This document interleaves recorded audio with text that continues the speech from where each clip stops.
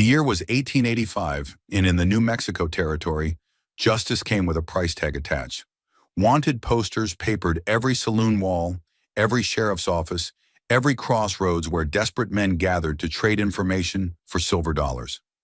In this harsh landscape where law was scarce and survival was everything, one profession thrived above all others: bounty hunting. Jack Wolf Morrison was the best tracker in three territories. Cold as winter steel, relentless as a desert storm, he'd brought in over 40 fugitives without losing a single bounty. His reputation was built on one simple rule: bring them back no matter what it takes. Dead or alive, the reward was always the same. But rules have a way of shattering when you least expect them. Elena Santos was supposed to be just another name on just another wanted poster. $5,000 for the woman who allegedly robbed the Territorial Bank of Santa Fe, killing two guards in the process. The description was clear: dangerous, armed, and desperate. Every lawman from El Paso to Denver was hunting her. What nobody mentioned was that she had eyes like storm clouds and a spirit that refused to break, even when the whole world turned against her. Jack had tracked Elena for 6 days through canyon country that would kill most men, following signs so faint they barely existed. Broken twigs here, a hoof print there, the ghost of a trail that led deeper into wilderness where weaker men would have turned back.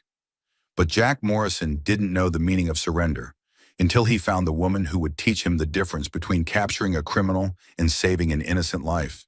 This morning he'd found her in a box canyon with no way out, wounded and exhausted but still defiant. She looked nothing like the cold-blooded killer described on the wanted poster. She looked like someone who'd been wronged, someone fighting for truth in a world built on lies. That should have been Jack's first warning that everything he'd been told was a lie. You're about to witness how a bounty hunter's simple capture became the most dangerous mission of his life. How 4 words, "You're coming with me," sparked a chase across the territory that would test everything Jack thought he knew about justice, truth, and the price of choosing love over duty.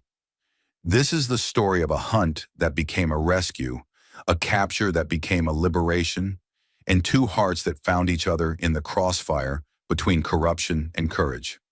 You'll see how Elena Santos turned from hunted fugitive to fearless fighter, and how Jack Morrison discovered that some bounties are worth more than all the silver in the world. Elena had no idea that her fight for justice would expose a conspiracy reaching from local ranches to territorial government. Jack had no idea that choosing to believe one woman's story would transform him from a man who hunted people for money into a man who protected people for love. All Elena knew was that powerful men had murdered her family and branded her a criminal for refusing to surrender her land. All Jack knew was that something in her storm cloud eyes told him the wanted poster was wrong. The chase was about to begin. The truth was about to surface, and everything both of them thought they knew about justice, loyalty, and the price of doing what's right was about to change forever. Sometimes the most valuable bounty isn't silver or gold. Sometimes it's something worth dying for. And sometimes, if you're brave enough to fight for it, it's something worth living for. The box canyon held the morning heat like a stone oven, but Elena Santos sat straight back beside her dying campfire, watching the man who'd finally caught up with her. Jack Morrison looked exactly like what he was, a predator who'd found his prey. Tall, lean, with eyes that missed nothing and hands that never strayed far from his weapons. But there was something else in those eyes, something that made Elena think he might actually listen before he decided whether to bring her back alive or draped over his saddle.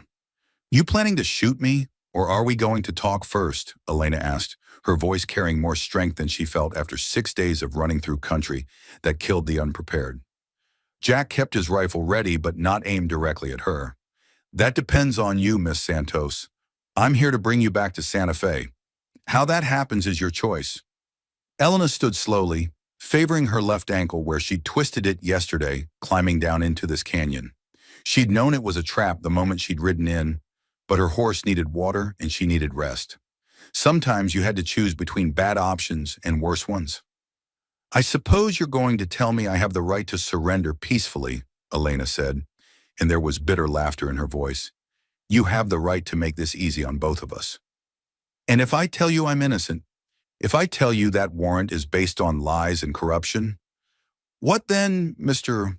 Morrison, Jack Morrison? He studied her face in the harsh morning light. And I'd say I've heard that story before. I'm sure you have, but have you ever heard it from someone who could prove it?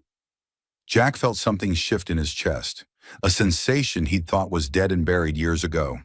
It might have been curiosity or doubt, or something more dangerous, the possibility that this time, the fugitive might be telling the truth.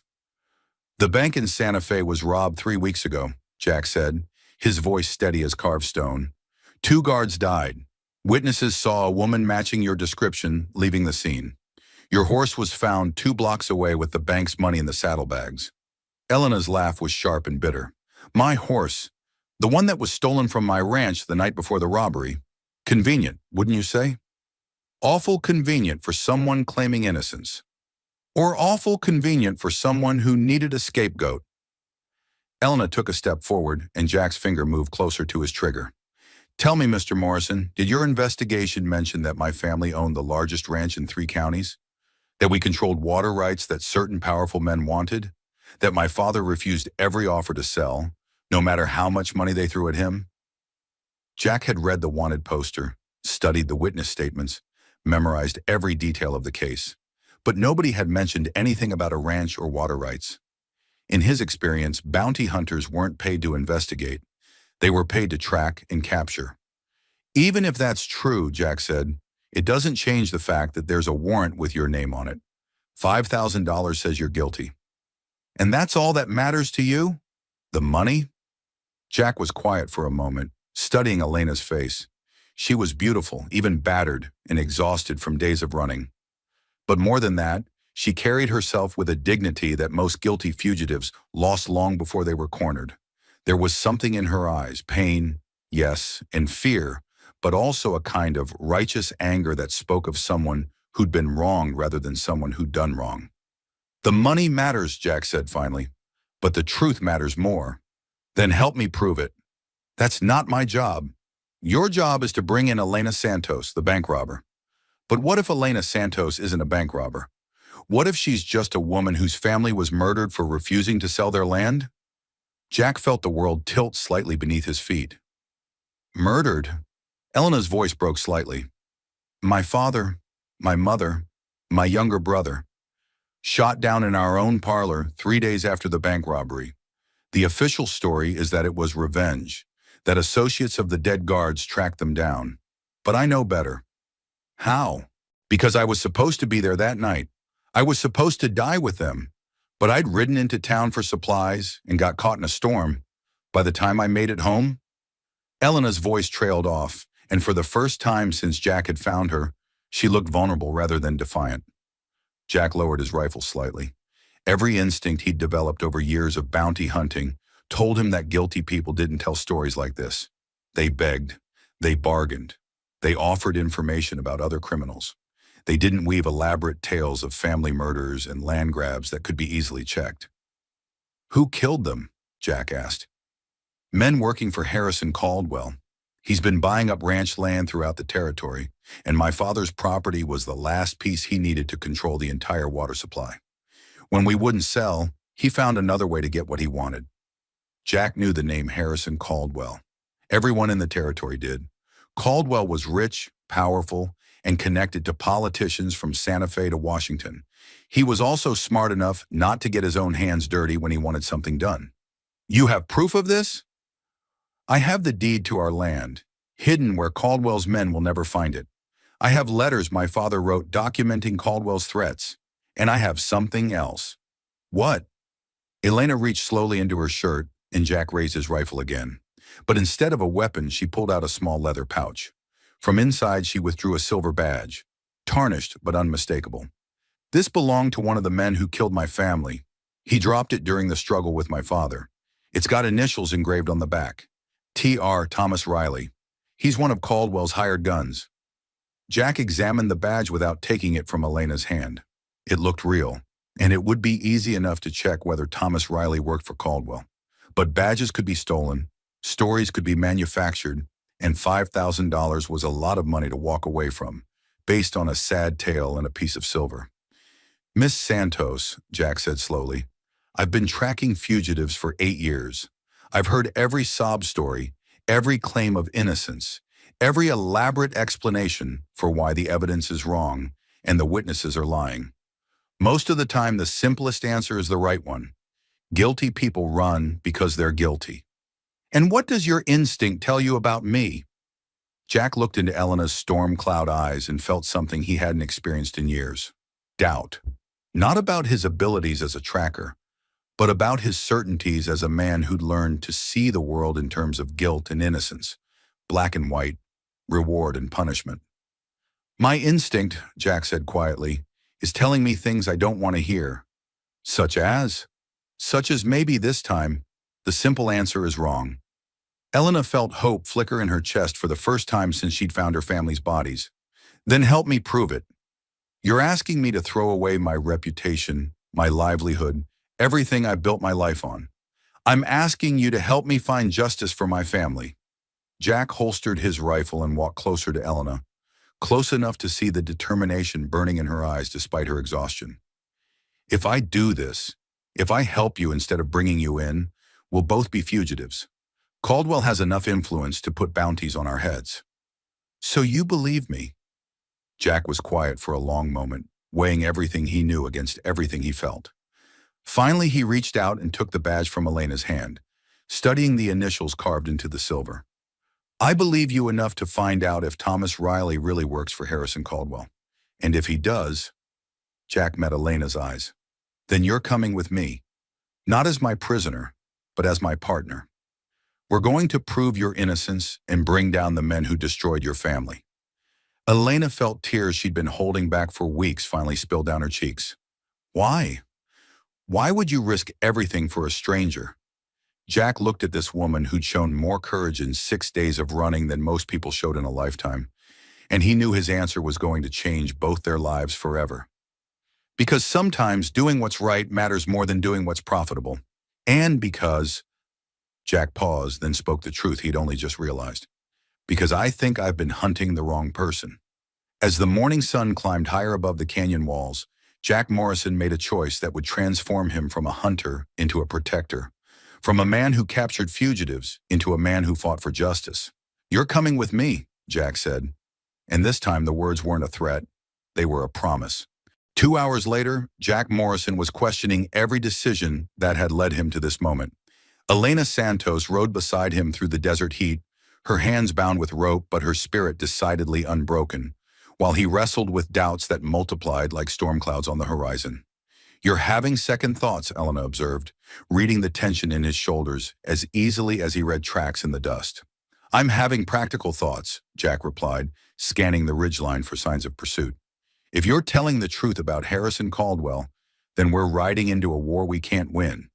If you're lying, then I've just thrown away my career for a clever story and a stolen badge. And if I'm telling the truth, then we're both dead if we get caught. Elena tested the ropes around her wrists, not to escape, but to gauge how much Jack still distrusted her. The bonds were secure, but not tight enough to cut off circulation. He was being careful, but not cruel. Why keep me tied up if you believe me? Jack was quiet for a moment, guiding his horse around a cluster of barrel cacti. Because believing you and trusting you are different things. You've got survival instincts sharp enough to stay ahead of every tracker in the territory for 6 days. That makes you dangerous, regardless of whether you rob that bank.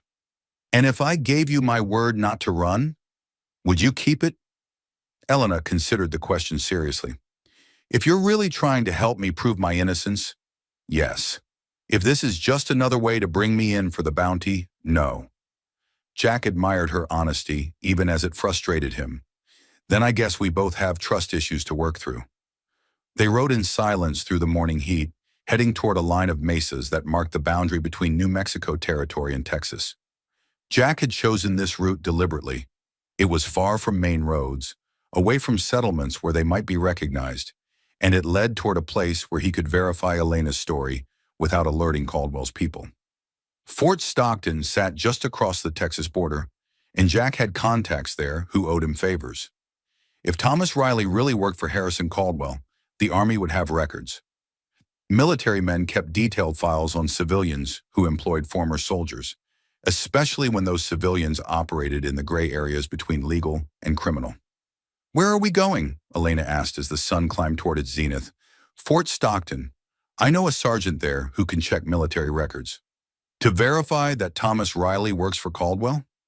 "To verify everything you've told me. If your story holds up, then we start planning how to prove your innocence. If it doesn't," Jack let the sentence hang unfinished. "If it doesn't, you collect your $5,000 and sleep soundly, knowing you did your job." Jack looked at Elena, studying the way she held herself despite the heat and exhaustion. "If your story doesn't hold up, Miss Santo, sleeping soundly will be the least of my problems. Because you'll have to live with turning in an innocent woman, because I'll have to live with being fool enough to believe her." Elena was quiet for a long moment, understanding the weight of what Jack was risking. His reputation, his livelihood, his future, all balanced on her word and a silver badge that might mean everything or nothing. "Tell me about yourself," Elena said finally. "How does a man become a bounty hunter?" Jack's jaw tightened. "Same way a man becomes anything in this territory, by surviving when others don't." "That's not an answer." "It's the only answer you're getting." Elena studied Jack's profile as he rode. There were scars on his hands, old ones that spoke of violence survived rather than violence inflicted.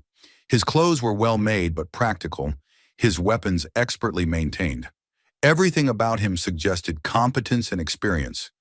But there was something else, a carefully controlled distance from the world around him.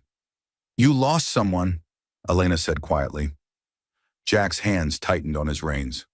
"Don't. Someone close to you. That's why you understand what I'm going through." "I said don't. And that's why you're willing to risk everything to help me.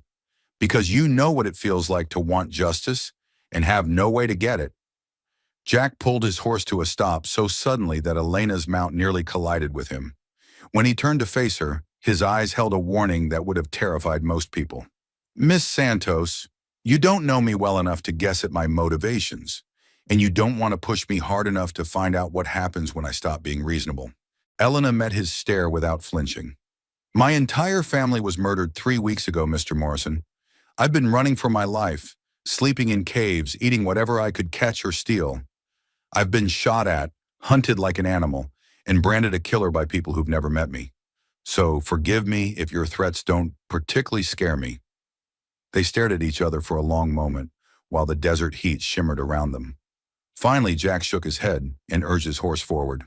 "You've got steel in your spine, I'll give you that. I've got nothing left to lose. That tends to make a person bold." Bold or foolish? In my experience, there's not much difference.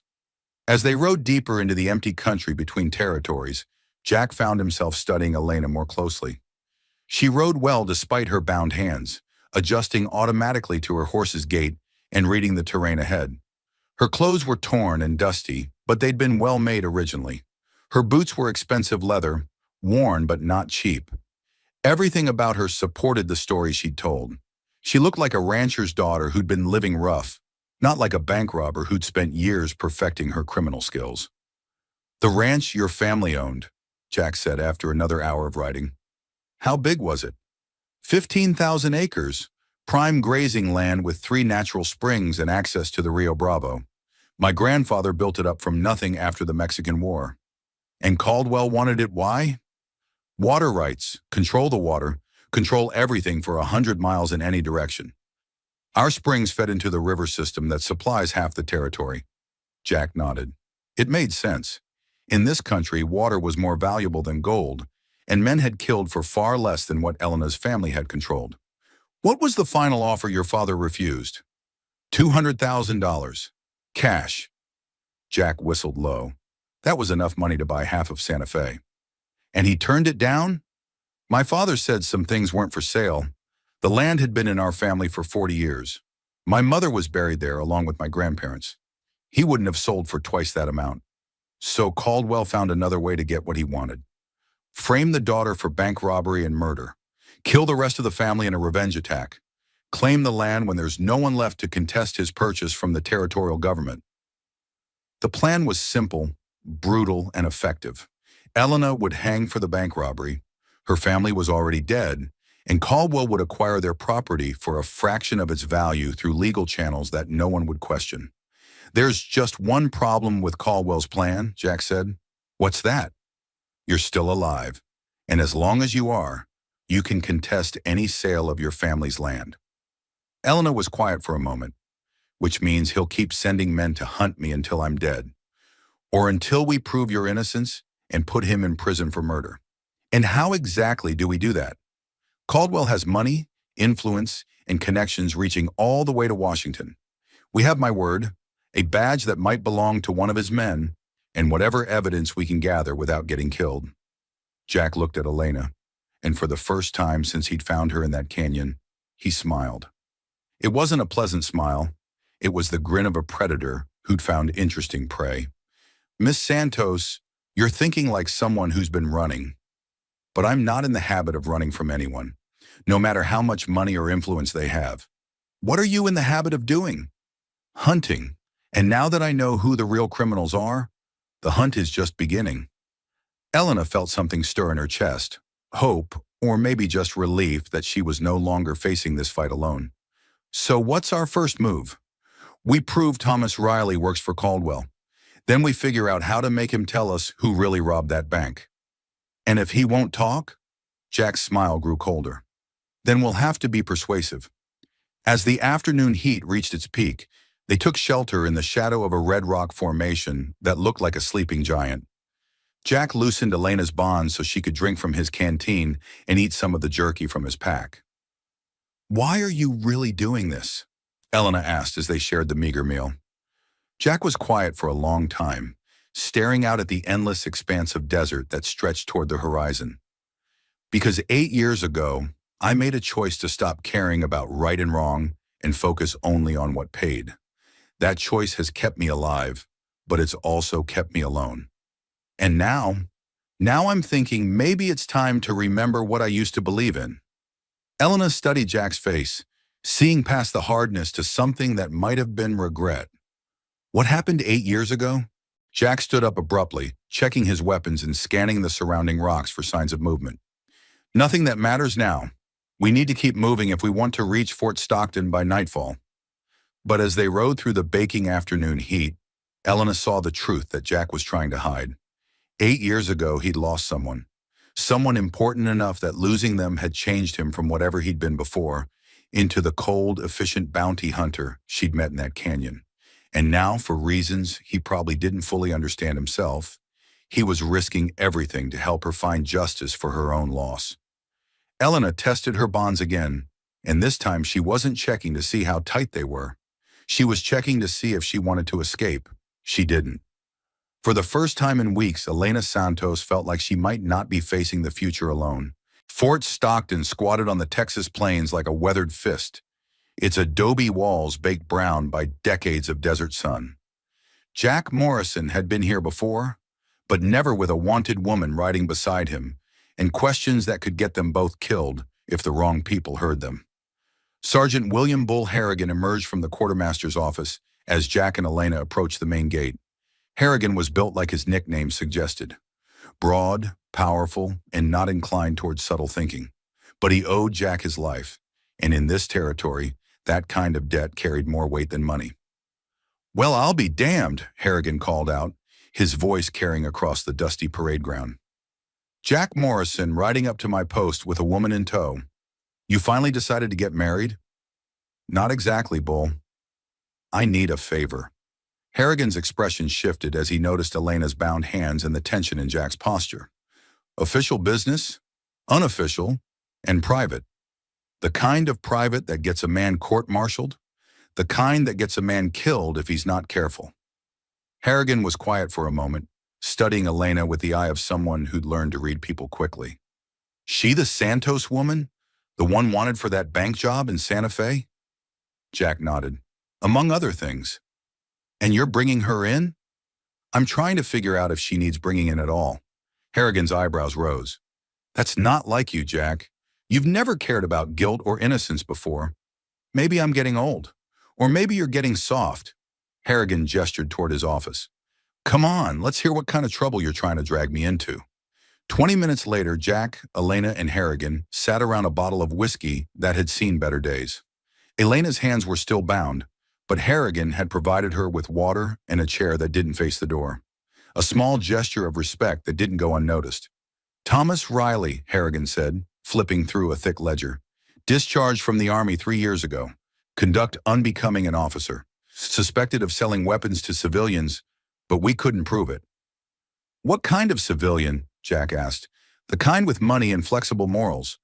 According to the reports, Riley was recruiting other discharged soldiers for private work. Security, they called it. Elena leaned forward. What kind of security? Harrigan looked at her for the first time since they'd entered his office. The kind where people end up dead and no one asks questions? Jack felt something cold settle in his stomach. Any record of who he was working for? Officially? Number unofficially? Harrigan took a long drink from the bottle. Harrison Caldwell's name came up more than once during the investigation. Elena's breath caught. Then it's true. Riley does work for Caldwell. Worked, Harrigan corrected. Past tense, Riley's dead. The silence that followed was heavy with implications. Jack exchanged glances with Elena, both of them understanding what this meant. When? Jack asked. 2 weeks ago, found shot in an alley behind a saloon in El Paso. No witnesses, no arrests. Any idea who killed him? Harrigan shrugged. Could have been anyone. Riley had a talent for making enemies. But the timing is interesting, considering that bank robbery happened 3 weeks ago. Elena's voice was barely a whisper. They killed him to cover their tracks. Or someone else killed him for reasons that had nothing to do with any bank robbery, Harrigan said. Dead men make convenient scapegoats. Jack pulled the silver badge from his pocket and placed it on the table. This belonged to him, found at the scene of a triple murder. Harrigan examined the badge without touching it. Could be his, could be stolen, could be planted. Badge proves he was there, but it doesn't prove who killed him or why. But it supports Miss Santos's story. It supports the possibility that her story is true. That's not the same thing as proof. Elena felt frustration building in her chest. What would constitute proof? A signed confession from Harrison Caldwell? That would be a start, Harrigan said dryly, along with witnesses, physical evidence, and testimony from someone with credibility. And we have none of those things. You have the beginning of a case. Whether you can build it into something that will stand up in court is another question entirely. Jack stood up, pacing to the window that looked out over the fort's parade ground. Bull, what do you know about Caldwell's current operations? More than I should and less than I'd like. He's got contracts with the Army to supply beef to 3 forts. He's also got political connections that reach all the way to the territorial capital. Word is he's planning to run for territorial delegate when statehood comes. Hard to do that with murder charges hanging over your head. Hard to make murder charges stick when you've got half the territorial government in your pocket. Elena looked between the two men, reading the subtext of their conversation. You're saying even if we prove Caldwell killed my family, he's too powerful to prosecute? I'm saying the law works differently for different people, Harrigan replied. Rich, connected people get trials where evidence mysteriously disappears and witnesses suddenly develop poor memories. Poor, powerless people get hung on whatever charges are convenient. That's not justice. No, miss, that's politics. Jack turned from the window, his face grim. Bull, I need current information on Caldwell's people. Who's working for him now? Where they're stationed? How many men he's got? You planning something stupid, Jack? I'm planning something necessary. Harrigan was quiet for a long moment, weighing friendship against professional obligation. The kind of necessary that gets people killed? The kind that prevents innocent people from getting killed. There's a difference? Jack met his friend's eyes. There is when you're the innocent person. Harrigan sighed and pulled another ledger from his desk. Caldwell's got a ranch operation about 50 miles north of here. Main house, bunkhouse, probably 20 men on the payroll. Most of them are former soldiers. Cavalry, infantry, some artillery. They're well armed and well trained. Any idea who's in charge of security? Man named Marcus Webb, Former captain, discharged for conduct unbecoming. Same charges as Riley, but Webb was smarter about covering his tracks. Elena felt a chill of recognition. I know that name. He was one of the men who approached my father about selling the ranch. Pleasant on the surface, but there was something underneath. Something dangerous. That would be Webb, Harrigan said. Polite as Sunday service until he doesn't get what he wants.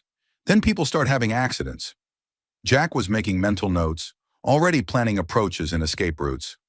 What kind of defenses does the ranch have? Jack, Harrigan said, his voice carrying a warning. Whatever you're thinking, don't. Caldwell's not some two-bit outlaw you can track down and arrest. He's got money, influence, and enough firepower to start his own war. Maybe it's time someone started a war with him. And maybe it's time you remembered that dead heroes don't collect bounties. Elena stood up suddenly, her chair scraping against the wooden floor. Mr. Harrigan, my family is dead. I'm wanted for crimes I didn't commit. Every law officer in 3 territories is hunting me. What exactly do I have to lose by fighting back? Your life, for starters. What kind of life? Running forever? Looking over my shoulder until someone finally puts a bullet in me? That's not living. That's just postponing death. Harrigan looked at Elena with new respect. Miss Santos, I believe you're telling the truth about that bank robbery. I also believe you're about to get yourself and my friend killed if you go up against Harrison Caldwell. Then help us, Elena said.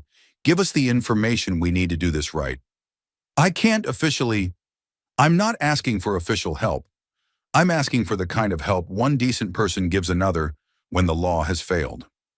Harrigan was quiet for a long time, studying Elena's face. Finally, he opened the ledger again. Caldwell's ranch sits in a valley with only 2 approaches. North Road is the main road, well-guarded, heavily traveled. South Road is older, rougher, but it leads right up to the back of the property. Jack leaned over the table, memorizing the details. What about the house itself? Adobe construction, thick walls, built like a fortress. But there's a weak point. Old mine shaft about a quarter-mile from the main house. It's been abandoned for years, but it connects to a series of natural caves that run under the whole valley. How do you know all this? Harrigan smiled grimly. Because 3 years ago, the Army conducted a survey of the area for potential military installations. I was part of the surveying team. Elena felt hope stir in her chest.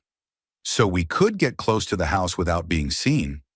If you're lucky and skilled and probably crazy, the caves are dangerous, unstable in places, flooded in others. And even if you make it to the house, you're still outnumbered 20-1. Jack was already working through the logistics. We don't need to fight 20 men. We just need to get to Webb and make him talk. And then what? Even if he confesses, who's going to believe the word of 2 fugitives against Harrison Caldwell? Elena pulled a folded paper from inside her shirt. Someone might believe this.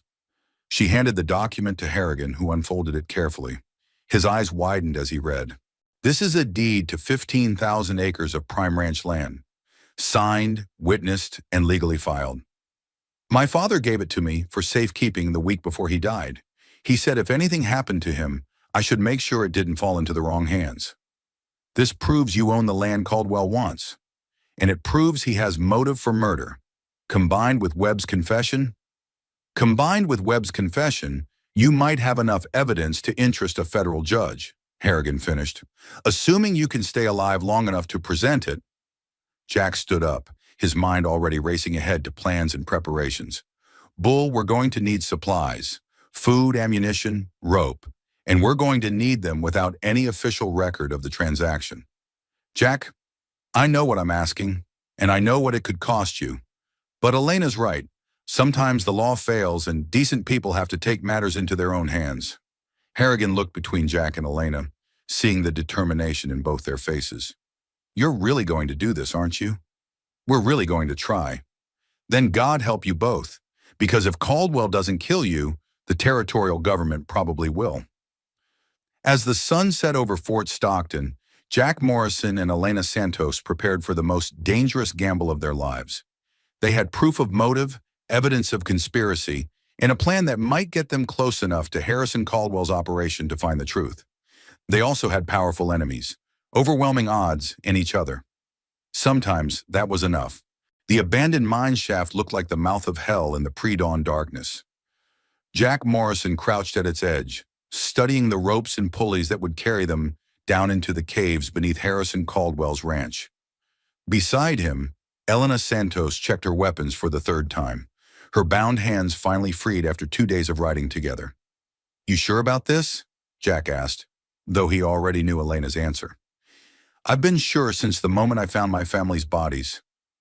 "The question is whether you're sure." Jack looked at Elena in the pale starlight.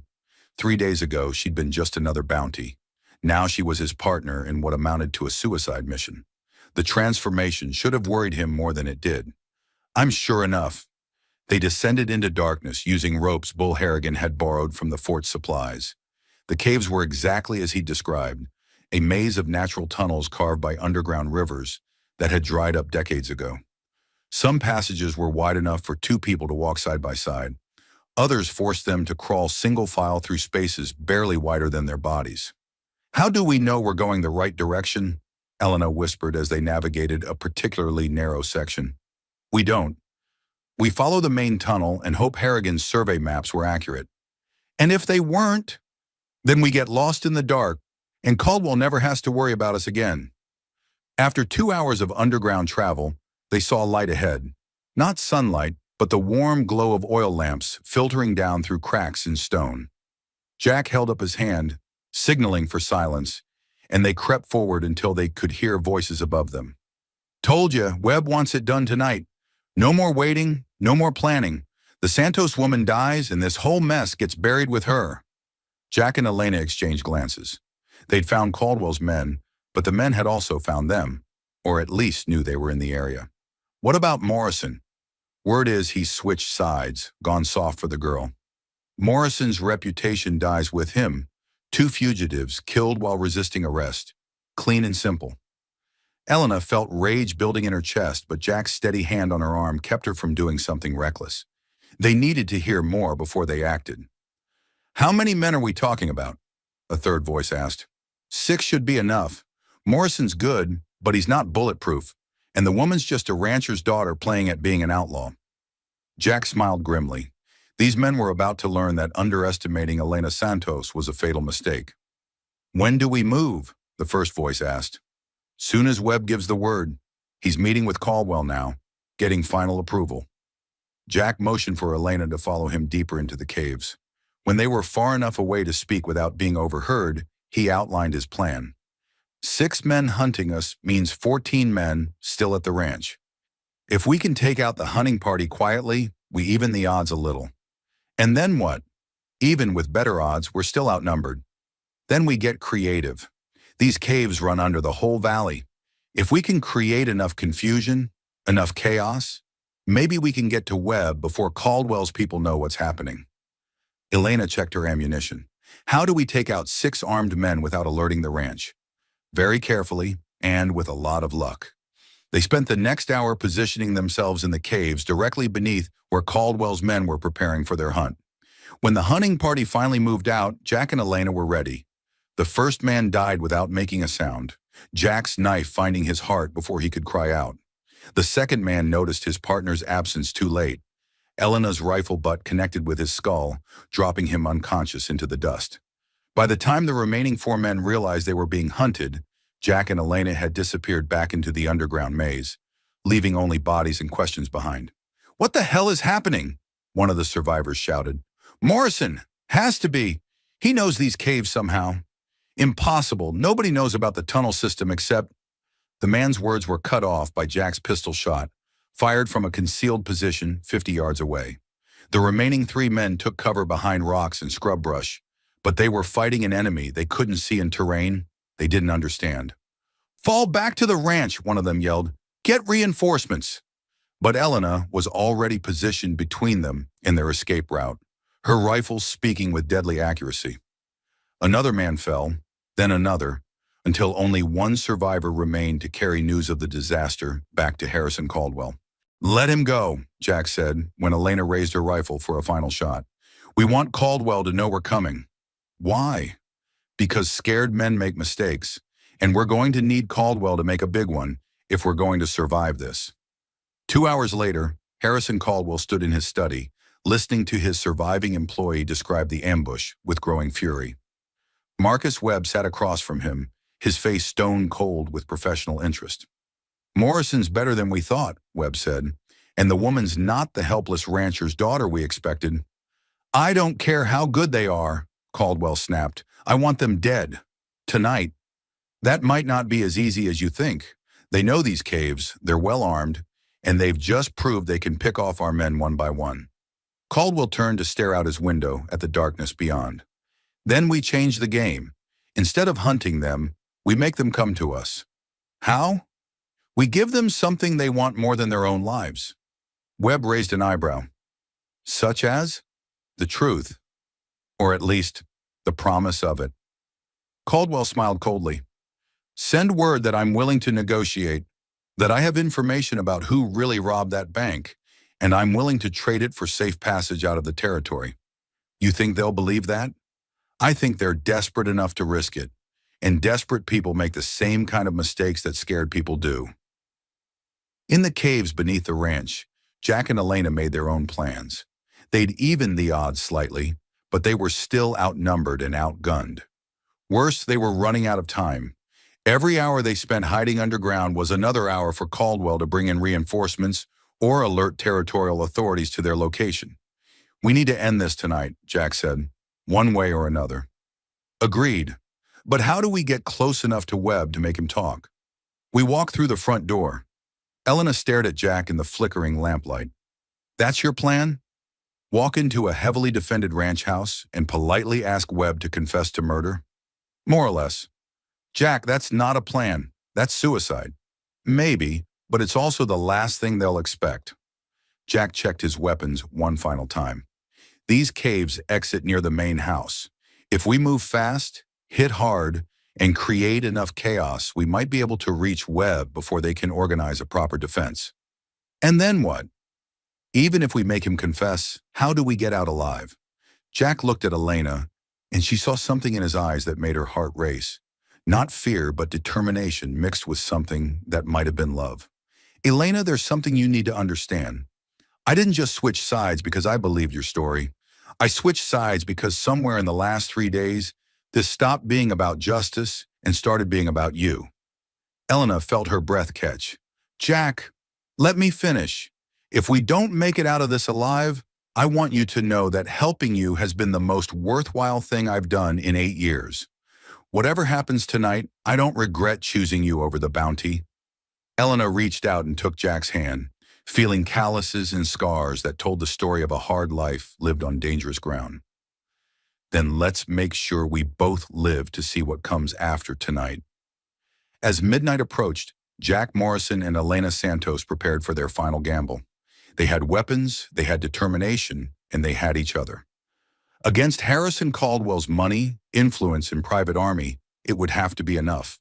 Midnight came to the Caldwell Ranch like a harbinger of judgment. Jack Morrison and Elena Santos emerged from the cave system 50 yards from the main house, moving through shadows that seemed to part before them like water. The ranch was quiet, too quiet for a place that should have been buzzing with activity after the evening's losses. "It's a trap," Elena whispered. "Of course it is," Jack replied. "The question is whether we're walking into their trap or they're walking into ours." They approached the house from the blind side, where the kitchen and servants' quarters blocked the view from the main rooms. Jack had noticed during his reconnaissance that this section of the building was older, built before Caldwell had money for proper security considerations. The kitchen window was unlatched, either carelessness or bait. Jack decided he didn't care which. Inside the darkened house, they moved like ghosts through corridors lined with expensive furniture and paintings that spoke of wealth built on other people's suffering. Elena felt rage building in her chest as she recognized some of the artwork, pieces that had belonged to other ranching families who'd mysteriously lost their land to Caldwell over the years. "Study's upstairs," Jack whispered, following the layout Bull Harrigan had described. "If Webb's here, that's where we'll find him." They climbed the main staircase, each step carefully placed to avoid creaking boards. At the top, light showed under a door at the end of the hall, warm lamplight that suggested someone was awake and waiting. Jack reached for the door handle, then froze. Elena was beside him an instant later, reading the same signs he'd noticed. The faint sound of breathing that didn't match the rhythm of sleep, the subtle shift of weight on floorboards, the metallic click of a gun being cocked. There were at least 3 men in that room, and they knew exactly where Jack and Elena were. "Mr. Morrison," came a voice from behind the door. "Miss Santos, please come in. We've been expecting you." Jack and Elena exchanged glances. They could retreat, try to find another way, spend the rest of the night playing cat and mouse through a house full of armed men, or they could face the trap head-on and hope their desperation gave them an edge that preparation couldn't match. Jack kicked open the door and dove left. Elena rolled right, both of them moving before their enemies could adjust to the sudden assault. Gunfire erupted immediately, muzzle flashes lighting the study like lightning bolts. Jack's first shot took down a man positioned behind an overturned desk. Elena's rifle found another gunman before he could fully clear his weapon from its holster. But the third man, Marcus Webb himself, was ready for their attack. Webb's bullet caught Jack in the shoulder, spinning him around and sending him crashing into a bookshelf.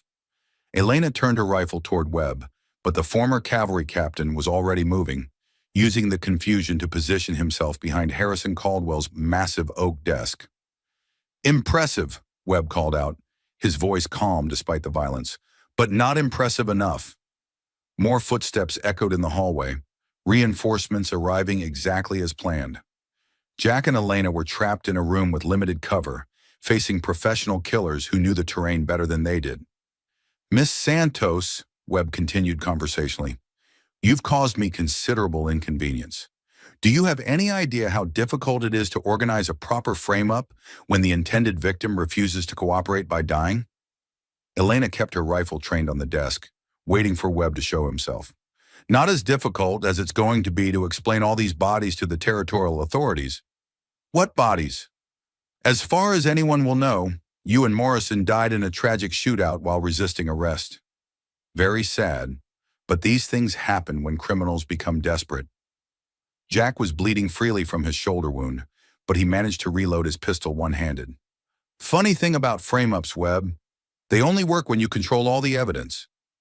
"And what evidence would that be? The word of 2 dead fugitives?" Elena smiled grimly. "How about the written confession of Thomas Riley?" For the first time, Webb's voice lost its calm confidence. "Riley's dead. Dead but not silent. Seems he wrote down everything before you killed him. Names, dates, details about the bank robbery and who really planned it. Amazing what a guilty conscience can produce." It was a bluff. Elena had no such confession, but she could hear uncertainty creeping into Webb's voice. "You're lying." "Am I? Care to bet your life on it?" Webb's hesitation was all Jack needed. Despite his wounded shoulder, he rolled behind a heavy leather chair and put 2 bullets into the desk where Webb was hiding. The oak was thick, but not thick enough to stop. 45 caliber rounds fired at close range. Webb cried out and stumbled into view, clutching his side. Elena had her rifle aimed at his chest before he could raise his own weapon. "Drop it," Elena commanded. Webb looked at the rifle pointed at his heart, then at Jack's pistol, then at the doorway where his reinforcements should have appeared by now. The sound of fighting echoed from downstairs. Gunfire, shouting, the crash of furniture being overturned. "What the hell?" Webb began. "Territorial marshals," Jack said, though he was as surprised as Webb by the sounds of battle below. "Seems someone tipped them off about this little gathering." Elena kept her rifle steady. "Last chance, Webb. Tell us the truth about the bank robbery, or I shoot you where you stand." Webb's face twisted with pain and rage. "You want the truth? The truth is that your father was a stubborn old fool who wouldn't recognize reality when it stared him in the face. Caldwell offered him a fortune for that land, and he threw it back like it was pocket change. So you killed him for it. I killed him because he left us no choice. That water rights case was going to federal court. If your family won, it would have tied up development for years.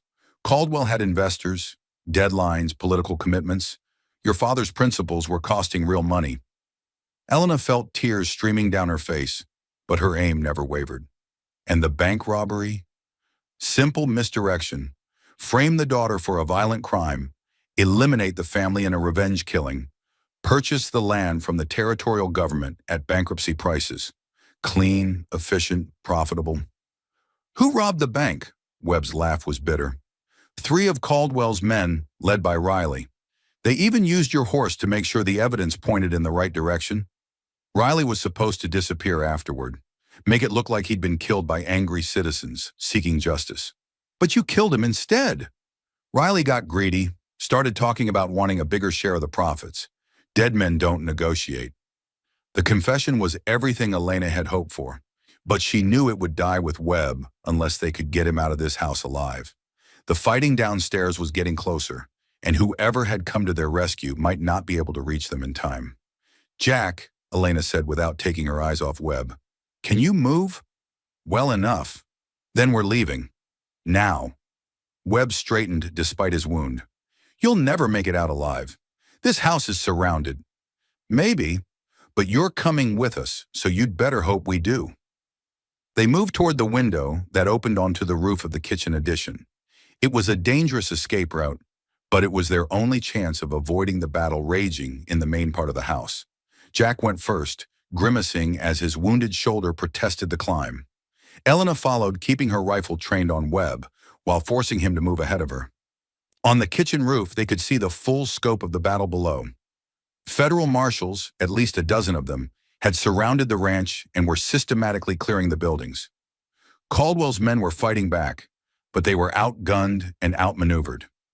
"How did they know?" Webb gasped. "Sometimes justice finds a way," Elena replied, though she was as puzzled as Webb by the marshal's arrival. They made their way across the roof toward the barn, where horses waited in the corral. Behind them, the sound of the battle was fading as Caldwell's resistance collapsed under professional assault. But as they reached the edge of the roof, a figure stepped out of the shadows below. Harrison Caldwell himself, immaculately dressed despite the chaos, pointing a rifle at the 3 figures silhouetted against the starlight. "End of the line," Caldwell called out. "Miss Santos, Mr. Morrison, thank you for bringing me my wayward employee. Marcus, I'm afraid your services are no longer required." Caldwell's rifle swung toward Webb, but Elena was faster. Her shot took Caldwell in the shoulder, spinning him around and sending his rifle flying into the darkness. They dropped from the roof as federal marshals swarmed the area. Elena kept her weapon trained on both Caldwell and Webb while Jack struggled to remain upright despite his blood loss. A familiar voice called out from the darkness, "Elena! Jack! Stand down! Federal marshals!" Bull Harrigan emerged from the shadows wearing a deputy marshal's badge and leading a squad of armed men. Elena felt relief flood through her as she realized what had happened. "Bull, how?" "Soon as you left Fort Stockton, I sent word to every federal marshal in 3 territories. Took them a while to organize a response, but when they moved hard." Caldwell struggled to his feet, his expensive clothes torn and bloody. "Marshal, You demand nothing," Harrigan interrupted. "Harrison Caldwell, Marcus Webb, you're under arrest for conspiracy, murder, bank robbery, and about 15 other federal crimes."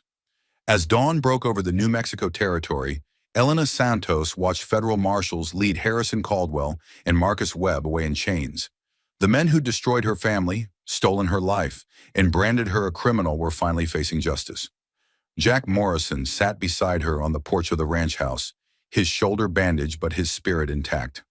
"So what happens now?" he asked. Elena looked at the deed to her family's land, now legally hers once again. "Now I rebuild. Not just the ranch, but everything they tried to destroy. Need any help with that?" Elena smiled and took Jack's uninjured hand in hers. "I might know a good man who's looking for honest work." "What makes you think he's looking for honest work?" "Because he chose justice over money. That's the kind of man worth keeping around."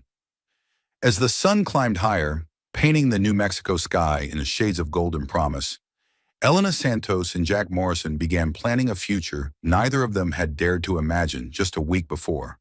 Sometimes justice came with a badge and federal authority. Sometimes it came with courage and determination. And sometimes it came with love. 6 months later, the Santos Ranch looked nothing like the abandoned property Elena had inherited from her murdered family. New fences marked the boundaries, fresh timber framed a rebuilt barn, and cattle grazed peacefully in pastures that had been empty for too long. But the most remarkable change wasn't in the buildings or the livestock. It was in the woman who stood on the porch watching the sunset paint the New Mexico sky in shades of gold and crimson. Elena Santos Morrison, she'd taken Jack's name 3 months ago in a ceremony attended by half the territorial marshals and most of Fort Stockton's garrison, no longer looked like a fugitive running for her life. She looked like what she'd become, a rancher, a wife, and a woman who'd fought for justice and won.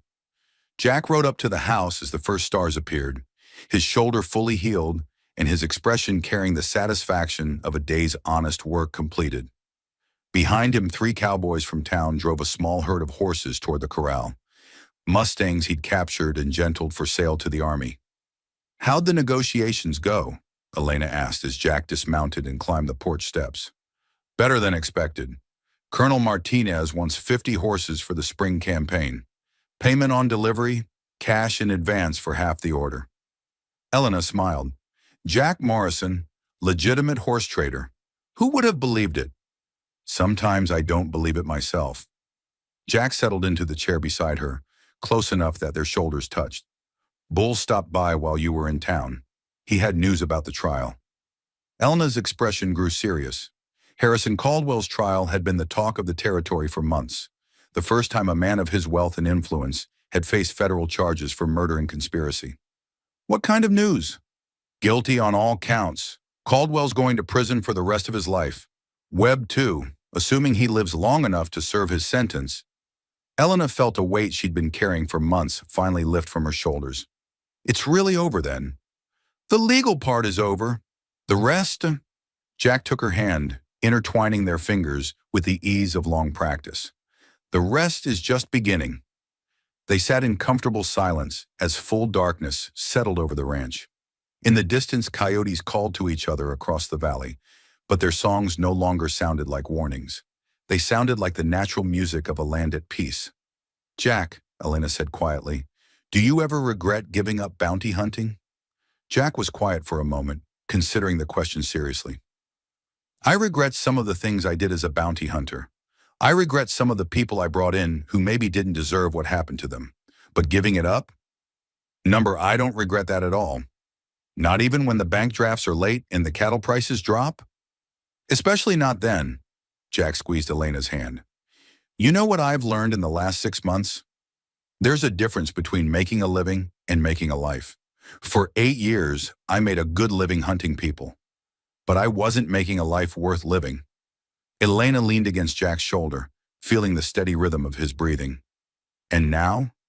Now I wake up every morning next to the woman I love, work land that belongs to us, build something that'll last longer than either of us. That's not just a life, that's a legacy." A rider approached from the south, moving at an easy pace that suggested business rather than emergency. As he drew closer, they recognized Deputy Marshal Tom Bradley, one of Bull Harrigan's men who'd helped with the raid on Caldwell's ranch. "Evening, folks," Bradley called out as he dismounted. "Sorry to disturb you, but I've got official business." Elena felt a familiar chill of worry. What kind of official business? Bradley pulled a folded document from his saddlebag. "The kind that pays well if you're interested." Jack frowned. "Tom, I'm not in the bounty hunting business anymore." "This isn't about bounty hunting. This is about consulting." Bradley unfolded the document, revealing an official federal marshal's commission. "Territorial authorities want to hire you both as special consultants. Seems there are other powerful men in other territories who've been taking liberties with the law, and the federal government wants investigators who understand how these operations work." Elena and Jack exchanged glances. "What exactly would we be investigating?" "Land fraud, mostly. Political corruption. Cases where local authorities can't or won't pursue justice because the criminals have too much influence." Bradley's expression grew serious. "Cases like yours where innocent people are being framed or killed because they stand in the way of powerful interests." Jack leaned back in his chair.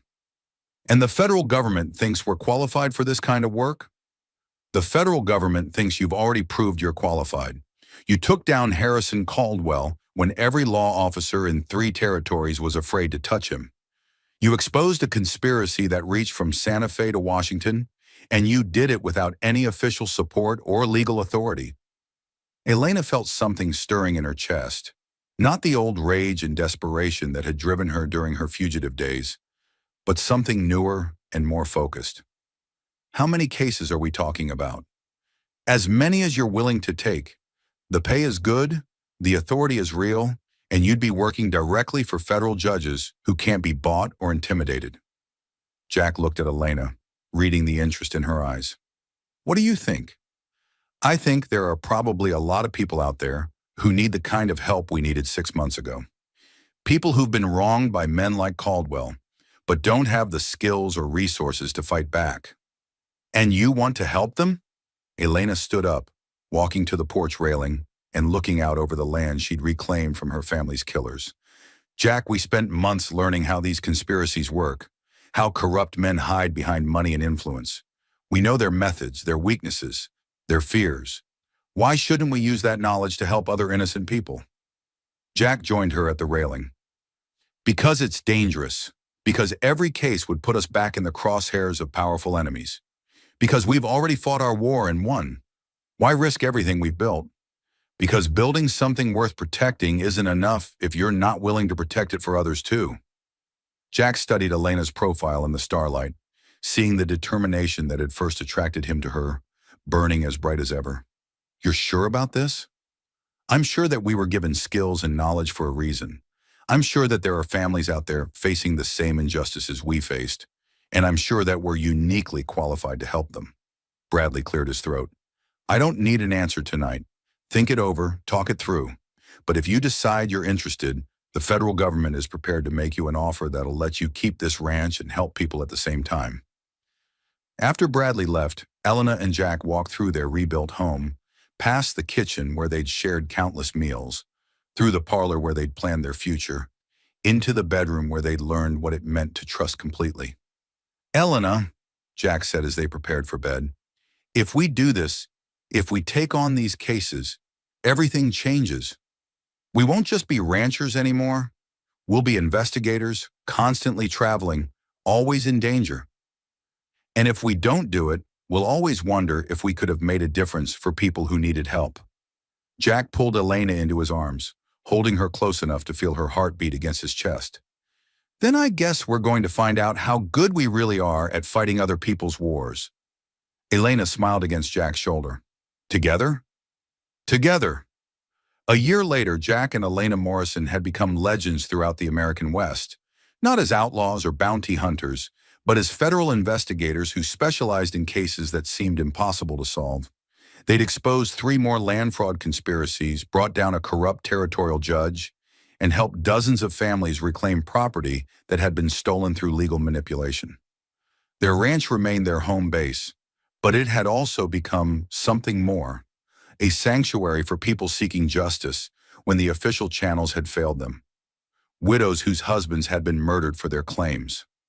Farmers whose land had been seized through fraudulent debt proceedings. Immigrants who'd been cheated by unscrupulous business partners.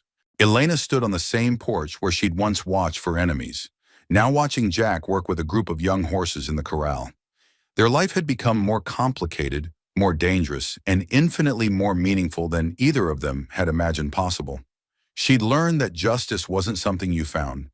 It was something you created through courage, determination, and the willingness to stand up for people who couldn't stand up for themselves. And she'd learned that love wasn't just about finding someone to share your happiness with. It was about finding someone willing to share your battles, your risks, your commitment to making the world a little more fair for everyone. Jack finished with the horses and walked toward the house, his stride confident and his smile bright enough to light up the gathering dusk. In a few days, they'd leave for Colorado Territory to investigate reports of mining claims being stolen through manufactured legal disputes. It would be dangerous work, but it would also be necessary work. Ready for the next adventure? Jack asked as he climbed the porch steps. Elena took his hand and squeezed it tight. With you, I'm ready for anything. As stars emerged in the clear New Mexico sky, Elena Santos Morrison and Jack Morrison planned their next mission in their ongoing war against injustice. They'd learned that some battles never truly end. They just evolve into new forms, requiring new strategies and renewed commitment. But they'd also learned that love and justice made powerful allies, and that two people who truly trusted each other could face any enemy, overcome any obstacle, and build something beautiful from even the most unpromising beginnings. Their story had started with a bounty hunter's pursuit and a desperate woman's flight from false accusations. It had become something far more precious, a partnership forged in fire, tested by danger, and strengthened by shared commitment to protecting the innocent. Sometimes the most valuable treasures weren't gold or silver. Sometimes they were the bonds between people who chose to fight for what was right, no matter what it cost them. And sometimes, if you were very lucky, those bonds lasted forever. And so, in the unforgiving landscape of the New Mexico territory, a bounty hunter's simple pursuit became something extraordinary. Jack Morrison discovered that sometimes the most valuable reward isn't the one posted on a wanted poster. It's the one you find when you choose justice over profit, love over duty. Elena Santos learned that survival isn't just about staying alive. It's about staying true to who you are, even when the whole world tries to convince you that you're someone else. Her fight for justice didn't just clear her name, it exposed the corruption that threatened every honest family in the territory. Together, Jack and Elena proved that two people who trust each other completely can overcome any odds, defeat any enemy, and build something beautiful from the ashes of tragedy. Their love story wasn't written in candlelit dinners or flowery speeches. It was forged in gunfire and danger, sealed with shared sacrifice, and strengthened by a common commitment to protecting the innocent. The Santos Ranch became more than just a home. It became a symbol of what could be accomplished when people refused to accept injustice as inevitable.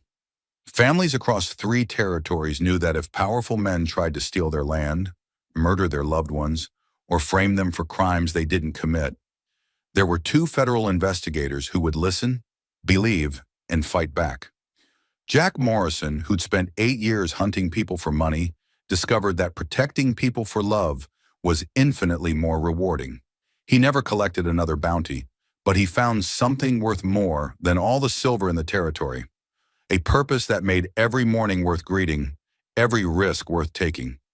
Elena Santos Morrison, who'd lost everything and been branded a criminal, rebuilt her life into something stronger and more meaningful than what she'd had before. She turned her pain into power, her loss into a weapon against those who preyed on the innocent. Their legacy lives on in every person who chooses courage over comfort, truth over convenience. Jack was just an ordinary bounty hunter who made an extraordinary choice on one dusty morning in a box canyon. Elena was just a rancher's daughter who refused to surrender when powerful men demanded her silence.